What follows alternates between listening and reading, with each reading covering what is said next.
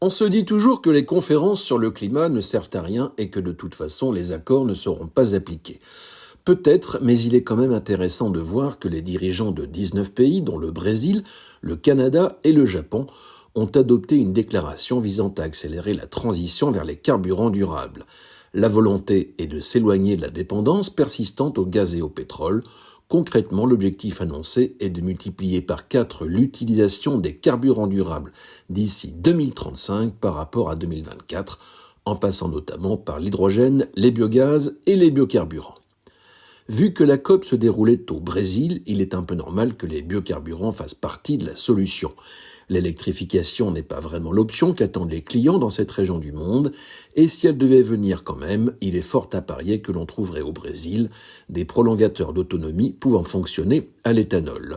Vous ne le savez peut-être pas, mais Renault a une usine dans ce pays qui porte d'ailleurs le nom d'Ayrton Senna. Elle produit des moteurs, dont ceux de Horsepowertrain, la branche de Renault qui prépare des moteurs hybrides et bas carbone.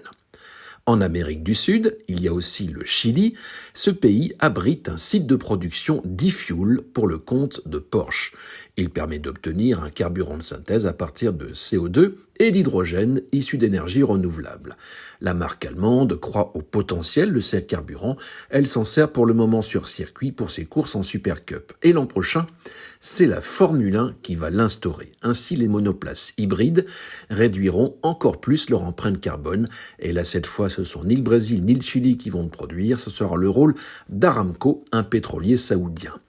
On peut trouver cela regrettable, mais pour le moment, c'est le seul acteur qui fait des efforts dans ce domaine. Et d'ailleurs, cet énergéticien a déjà préparé le terrain dans d'autres disciplines du sport, comme la Formule 2.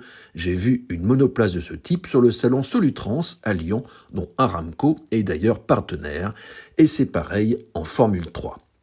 Les carburants durables ont déjà conquis un certain nombre de catégories en compétition automobile, dans l'auto comme le camion, et ils pourraient très bien se retrouver sur des véhicules de route. C'est juste une question de volonté.